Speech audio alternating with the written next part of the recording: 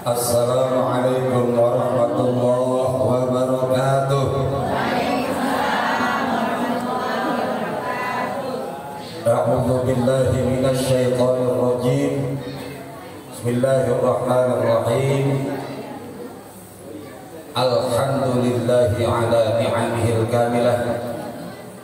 Assalatu wassalamu ala sayyidina Muhammadin bil awsafil kamilah wa ala alihi wa ashabihi alladhina nalu darajatil mulya bisidqi fi nusratil millah wa la hawla wa la quwwata illa billah.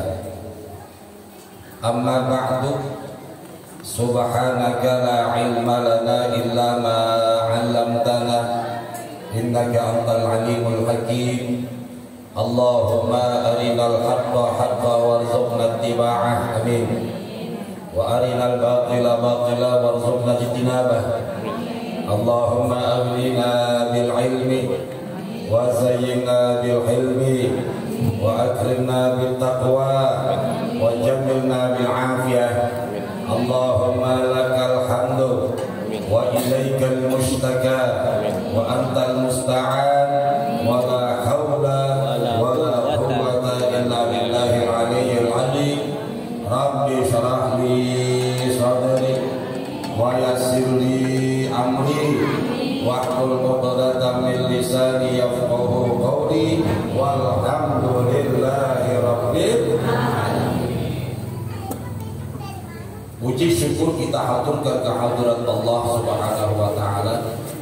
Shalawat serta salam kita haturkan kepada baginda Rasulullah sallallahu alaihi wasallam beserta keluarga dan keturunannya, para sahabat, para tabi'in, para tabi'in tabi'in hingga sampai kepada kita umat akhir zaman yang masih istiqomah memandangkan shalawat kepada beliau dengan harapan mudah-mudahan sholawat yang kita kumandangkan menjadi syafaat bagi kita di yaumil qiyamah nanti. Amin ya rabbal alamin.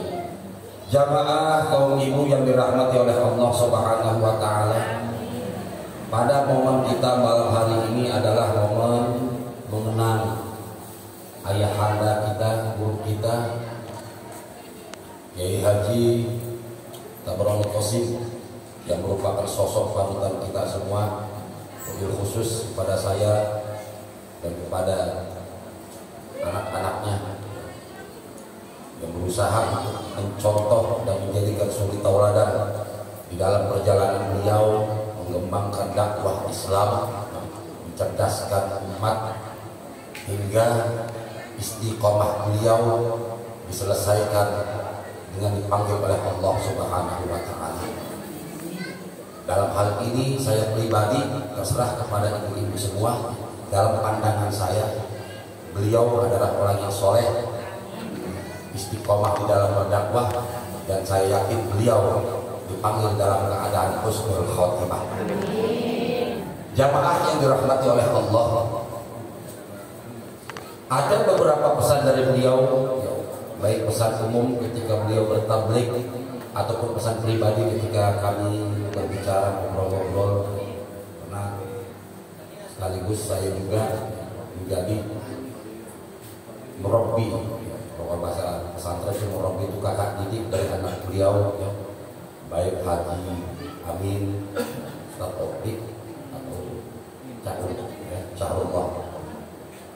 Pesan beliau yang paling terngiang kepada saya adalah tolong istiqomah, lanjutkan perjuangan di dalam berdakwah, karena tanpa istiqomah ya, maka tidak akan terjadi, tidak akan menghasilkan buah.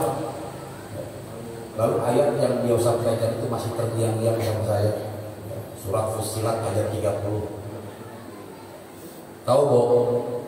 Surat Fussilat ayat 30 Bu? Allah Subhanahu wa taala berfirman, bismillahirrahmanirrahim, innal ladzina qalu rabbuna Allah tsumma istaqamu tatanazzalu alaihimul malaikah alla takhafu wa la tahzanu wa abshiru bil jannati allati kuntum tu'adun. alladzina qalu, sesungguhnya orang-orang yang mengatakan dari dalam hatinya, Rabbunallah, Tuhan kami adalah Allah. Ini kalimatnya simpel tapi menyimpan makna yang luas. Rabbunallah, Tuhan kami adalah Allah, berarti kita harus meyakini dengan betul-betul bahwa kita menjadikan Allah sebagai satu-satunya Tuhan, menjadikan Allah sebagai satu-satunya tempat kita bersandar. Kemudian istiqomah, tetap berada di jalan yang telah ditetapkan oleh Allah Subhanahu. Kadang-kadang itu cuma mulutnya doang.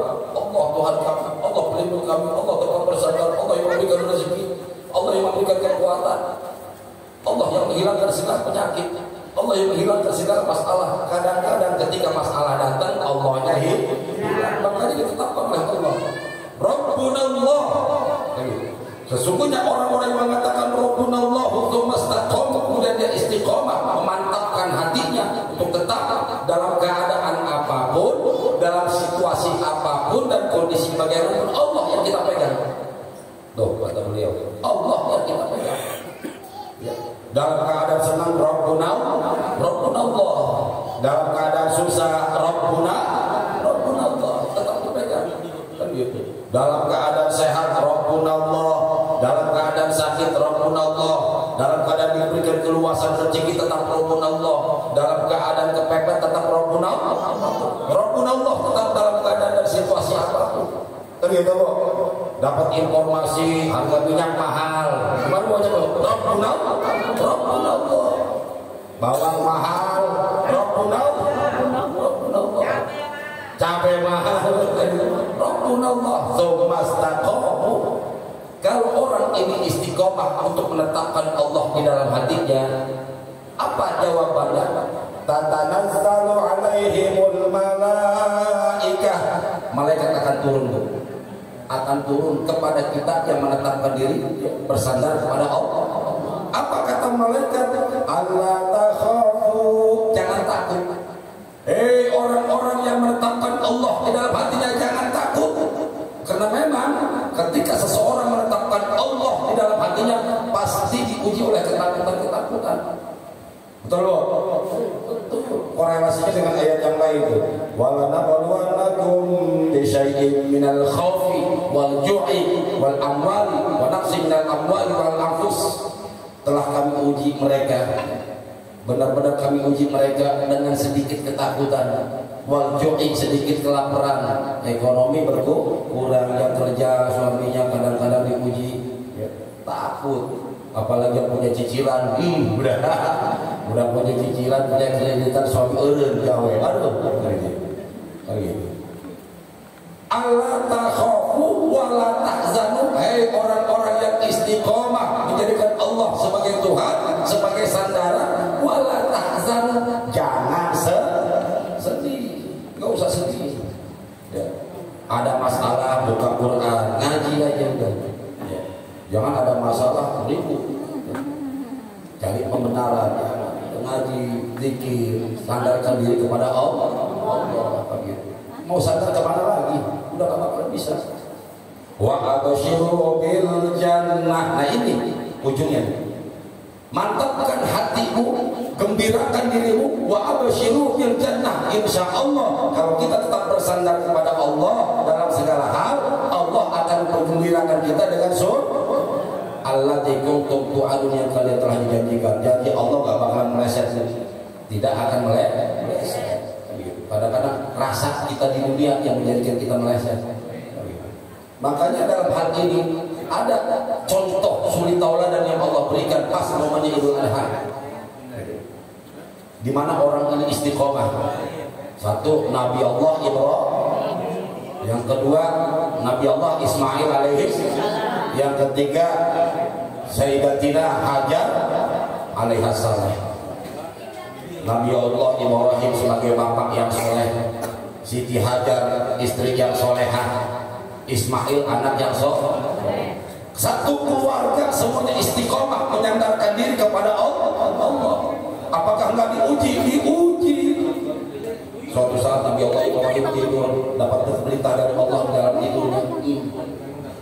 Mungkin ini cuma mau tidur. Besoknya tidur lagi dapat perintah yang sama dari Allah, bangun merenung. Udah 2 kali perintah yang sama.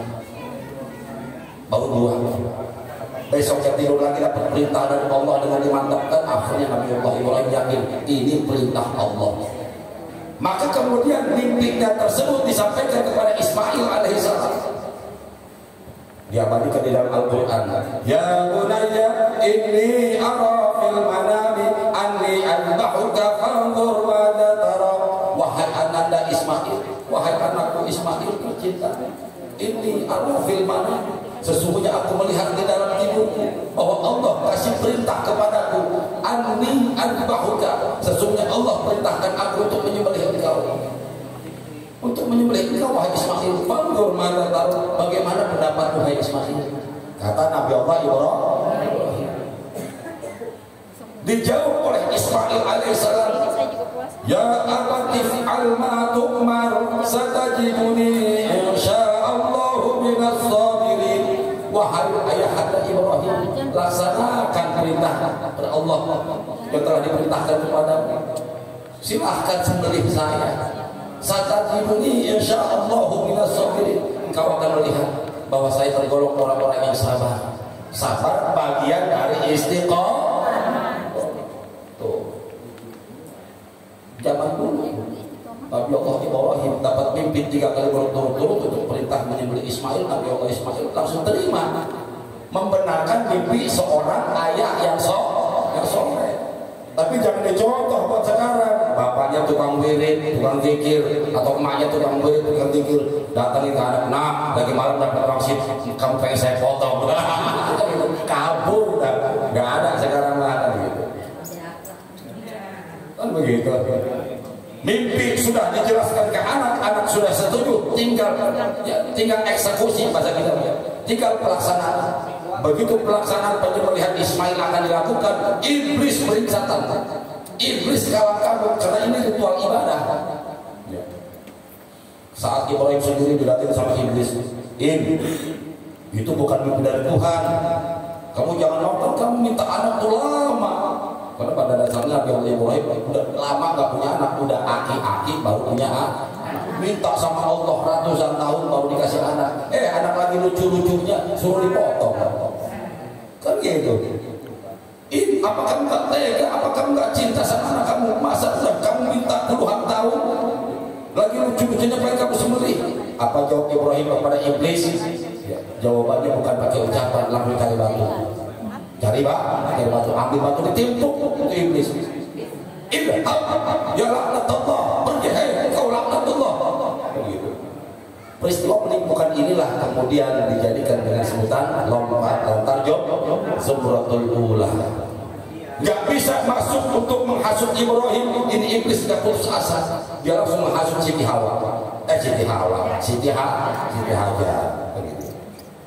Jar, anakmu mau dipotong sama suamimu udah begini, bahasa kita kan begitu deh. Lu hasut terus. Siti Hajar kesel, dikiranya gampang dihasut gitu. Karena memang kan perempuan kira-kira kalau banyak dihasut kan sekali, 2 kali, apa iya, 3 kali, 4 kali, jangan benar nih, kan gitu. Yang zaman sekarang nih, berhubung ini Siti Hajar istri solihah, ketika dihasut iblis yang dilakukan sama, bukan ngomong, ambil batu, timpuk tuh iblis, idhab ya laknatullah, pergi kau hai laknatullah. Ibrahim dihasut, nggak bisa. Siti Hajar dihasut, nggak bisa, malah dilempar. Lemparan ini kemudian dinamakan dengan lempar Zumratul Wusta, 2 kali dilempar. Ibrahim nggak bisa, Siti Hajar nggak bisa masuk ke Nabi Allah Ismail anaknya. Kamu jangan mau, bapak kamu itu lagi goyang, jangan-jangan itu mimpi bukan mimpi dari Tuhan. Mendingan kabur, kalau kita kabur, dipotong begini, kan gitu, dicontoh-contohin. Ismail alaihissalam sebagai anak yang soleh, dia kemudian sama dengan bapak dan emak yang diambil adalah apa? Dilempar lagi, idhab ya laknatullah. Begitu. Pergi kau hai iblis laknatullah. Lemparan ini kemudian dikenal dengan lemparan Zumratul Aqabah. Makanya pelaksanaan ritual haji itu ya, lempar jumroh itu asalnya dari sini. Lemparan Nabi Allah Ibrahim, lemparan Siti Hajar, lemparan Nabi Allah Ismail alaihi salam. Kalau waktu itu mah iblisnya kelihatan jelas, makanya lemparnya kenceng, kan begitu. Nah kalau ibu-ibu aku berangkat tadi ke sana nggak besok lemparnya jangan begitu. Ada viral di YouTube lempar Nabi batu begini, wah kena pal orang lagi kan gitu. Nah, kita hanya melaksanakan kesunahannya tadi ya. Kalau memang iblisnya ada di depan nggak apa-apa kan gitu. Inilah bapak yang soleh, anak yang soleh, dan istri yang soleh. Pas tepat pada waktunya yang sudah ditetapkan oleh Allah Subhanahu Wa Taala, dibawalah Ismail ke kaki bukit, dibalikkan, ditutup matanya. Pisau sudah ada nempel di leher Ismail. Tetap sisi kemanusiaan yang orang Rasulullah ada. Berpuncak pada detik-detik akan menyembelih sampai bergetar tangan Ibrahim. Baru Allah kasih petunjuk untuk bertakbir menguatkan hati. Itulah disebut Rabbunallah. Allahu Akbar, Allahu Akbar, Allahu Akbar. Baru pengen menyembelih ini ada jawaban di belakang. La ilaha illallah, Allahu Akbar. Tengok Ibrahim, ada malaikat utusan Allah bawa kambing. Alhamdulillah. Apa nih? Turun malaikat bawa kambing. Wahai Ibrahim, ujianmu dari Allah sudah lulus. Engkau benar-benar mencintai Allah dibandingkan mencintai anak. Ini ujian. Karena Ibrahim makanya dapat gelar Khalilullah, kekasih Allah. Yang namanya kekasih selalu mencintai, lebih cinta kepada kekasihnya dibandingkan yang lain.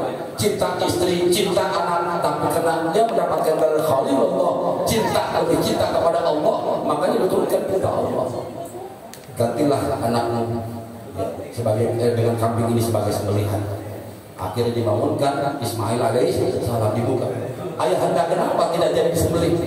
Sudah lulus ujian, ini digantikan kambing yang akan disembelih. Lalu ucapan Ismail alaihi salam, Allahu Akbar walillahil hamd. Tuh asalnya takbir dari situ. Dari getaran hati Ibrahim, Allahu Akbar, Allahu Akbar, Allahu Akbar. Dapat jawaban dari malaikat, la ilaha illallah wallahu akbar. Dan kemudian dijawab oleh Ismail, Allahu Akbar walillahil. Contoh ayah yang soleh, istri yang solehah, anak yang soleh. Apa hikmahnya yang dapat kita tipu? Kembali kepada ayat tadi, innal ladzina qalu rabbunallahu tsumma istaqamu. Sesungguhnya orang-orang yang menyatakan dirinya Allah sebagai satu-satunya sandaran. Kadang-kadang kita baca di surat Al-Ikhlas itu, qul huwallahu ahad. Kemudian Allahus samad. Apa itu Allahus samad? Allah tempat bergantung seluruh makhluk. Allah tempat bergantung kita. Kita sandarkan seluruh perasaan kita, kita sandarkan seluruh hidup kita, kita sandarkan seluruh aktivitas kita kepada Allah. Biar Allah yang tatanazzalu alaihimul malaikah. Nanti malaikat akan turun, bukannya langsung wujud di depan kita, bukan. Tapi Allah berikan kekuatan. Bisikan itu, makanya bisikan ada bisikan malaikat.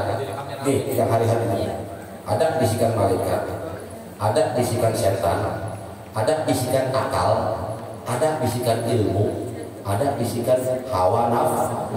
Ketika masuk ke dalam kepala kita, ini bisikan dari mana? Apakah bisikan malaikat? Apakah bisikan akal? Apakah bisikan ilmu? Apakah bisikan hawa nafsu? Apakah bisikan setan?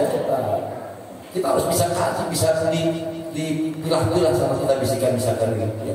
Kembalikan kepada Allah Subhanahu wa Ta'ala. Makanya bagaimana caranya supaya kita bisa mengetahui bisikan-bisikan ini dengan berguru kepada para alim ulama. Sandarkan patokan kita sekarang di zaman modern, zaman akhir zaman ini beda. Larikan kepada alim ulama. Sandarkan kepada ulama, tanya kepada ulama yang betul-betul kualitasnya kita yakini, yang betul-betul ilmunya kita yakini, yang betul-betul ibadahnya kita ketahui, kita yakini. Kalau zaman sekarang ini kita nggak bersandar kepada ulama, banyak fitnah. Nggak sama, biar pakai sorban, biar pakai peci, bisa membedakan mana ulama-ulama yang betul-betul untuk menyelamatkan kita di akhirat. Jangan jauhi ulama, dan itu salah satu pesan ayah anda almarhum Kiai Haji Qasim tetap berguru biar udah pintar semanapun, biar sudah alim semanapun, biar udah bisa ngaji, tetap kita ngaji jalan terus minal mahdi ilal lahdi, dari ayunan sampai lianggo ngaji terus, jangan sampai gak ngaji. Kalau kita sudah menjauhi ulama, menganggap remeh para ulama, tinggal tunggu nanti bencana dari Allah Subhanahu wa Ta'ala. Kadang-kadang sekarang ulama udah diganti sama YouTube, sama Google tadi. Nggak nanya lagi sama ulama, nanya sama Google. Hukum zakat fitrah. Hilang keberkahan kita. Kata baginda Rasul, sayati zamanun ala ummati, akan datang suatu masa nanti terhadap umatku yafirruna minal ulama, mereka kabur dari ulama. Bukan dengan ulama kabur, artinya ulama sudah tidak dijadikan panutan, tidak dijadikan lagi pedoman. Yafirruna minal ulama wal fuqaha, mereka pergi lari meninggalkan ulama dan ahli fikih. Ketika ini orang akhir zaman sudah lari dari ahli fikih, dari ulama, apa konsekuensi yang diterima? Fayabatalihimullah bisalasi kaliyatin. Allah akan uji, Allah akan berikan bencana kepada orang-orang yang sudah tidak lagi mau berkiblat pada ulama dengan 3 bencana. Mana 3 bencana? Yang pertama, yarfa'ullahul barakata min kasbihim, Allah angkat keberkahan dari usaha mereka. Udah mau benci ulama, bahkan ulama dibully, bahkan ulama diheret, bahkan ulama dibuka aibnya, bahkan ulama asal dicaci maki. Orang yang seperti ini, yarfa'ullahul barakata min kasbihim, Allah angkat, Allah hilangkan keberkahan usaha. Duit banyak, pusing terus, rumah luas terasa sempit, pacekcok mulu suami istri, anak di mana, suami di mana, istri di mana, ribut mulu kerjanya. Allah angkat keberkahan hidupnya, rumah mewah, kerjaan enak, hutang numpuk. Kan itu kadang-kadang hati-hati. Yang pertama, Allah angkat keberkahan dalam hidupnya. Yang kedua, yusallitullahu alaihim sultanan zaliman, orang yang sudah menjauhi ulama, Allah akan berikan dia di tengah-tengahnya pemimpin yang zalim, karasa walimah kali itu. Gak bisa berbuat apa-apa. Habis sudah kita ngaji aja kan, proses kesana-sana lagi kan. Yang ketiga, bencana yang Allah berikan kepada orang yang sudah tidak lagi mau menghargai para ulama, yakhrujuna minad dunya bi ghairi iman, akan keluar dari bumi alias wafat, dimatikan oleh Allah tanpa membawa iman. Na'udzubillah, jemaah na'udzubillah. Begitu jamaah yang dirahmati Allah, pesan dari almarhum kepada kita, istiqomah, ngaji istiqomah, insya barokah ngaji istiqomah. Mudah-mudahan segala permasalahan itu Allah angkat semuanya. Yang punya hutang mudah-mudahan hutangnya bisa lunas. Yang punya anak mudah-mudahan sekolahnya sampai lulus. Yang punya cicilannya selesai. Insya amin. Berkahnya ngaji, bukannya bagi keuntungan lagi ya. Kata baginda Rasulullah yang namanya ngaji kan langkah kaki kan 2 kanan kiri. Satu langkah kaki Allah berikan pahala, satu langkah kaki buat mengurangi dosa. Kita udah banyak dosanya Masya Allah ya. Makanya umur 40 rapi-rapi, umur 50 wangi-wangi, masih dikasih panjang umur 60 ya, mulai kita kasih untuk wangi-wangi kepada Allah. Umur 40 bersih-bersih, dikasih panjang umur 50 rapi ibadahnya rapi, wudhunya rapi, baca Quran. Dikasih panjang umur 50, 60, 70, 80 wangi-wangi, mulai banyak ini 24 ya. Siap-siap ya untuk menyambung pulang ke kampung akhir. Jamaah yang dirahmati oleh Allah Subhanahu wa Ta'ala, inilah kajian taklim kita pada momen acara haul ke-3 tahun ayahanda almarhum Kiai Haji Qasim. Mudah-mudahan ya, kita semua bisa mencontoh suri tauladan beliau, wabil khusus kepada saya dan kepada anak-anaknya ya, bisa mencontoh perjuangannya, bisa mencontoh keistiqomahannya. Amin ya rabbal alamin. Bi barakatil Fatihah. A'udzu billahi minasyaitonir rajim. Bismillahirrahmanirrahim. Alhamdulillahi rabbil alamin. Arrahmanir rahim. Maliki yaumiddin. Iyyaka na'budu wa iyyaka nasta'in. Ihdinas siratal mustaqim. Shiratal ladzina an'amta 'alaihim ghairil maghdubi 'alaihim waladdallin. Ya Hayyu ya Qayyum ya Dzal Jalali wal Ikram ya Arhamar Rahimin. Allahumma shalli wa sallim wa barik ala sayyidina Muhammadin sallallahu alaihi wasallam. Wa sallim wa radallahu ta'ala ala sahabati Rasulillah ajma'in. Bismillahirrahmanirrahim. Allahumma ya mudabbir dabbir wa ya muyassir yassir wa ya musahhil sahhil sahhil umurana wa balligh maqasidana wa qdi hajatina wa saddid wujuhana wa nawwir qulubana wa sahhih jasadana wa shrah sudurana wa tammim mashru'atina wa barik lana wa rizqana wa 'ulumana wa kullama a'taytana bi fadlika wa manika ya akramul akramin. Rabbana ighfir lana dhunubana wa liwalidina fa innahu la yaghfiru dhunuba illa anta ya Allah. Rabbana ighfir lana dhunubana wa liwalidina fa innahu la yaghfiru dhunuba illa anta ya Allah. Rabbana ighfir lana dhunubana wa liwalidina fa innahu la yaghfiru dhunuba illa anta ya Allah. Wa li jami'il muslimina wal muslimat wal mu'minina wal mu'minat al ahya'i minhum wal amwat innaka sami'un qaribun mujibud da'awat ya qadiyal hajat wa ya kafil muhimmat bi rahmatika ya arhamar rahimin. Rabbana atina fid dunya hasanah wa fil akhirati hasanah wa qina adzabannar.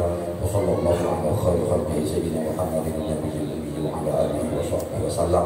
Fadlika subhana rabbika rabbil izzati amma yasifun wa salamun alal mursalin walhamdulillahi rabbil jamaah yang dirahmati Allah Subhanahu wa taala. Ini saja yang dapat saya sampaikan, mudah-mudahan bermanfaat.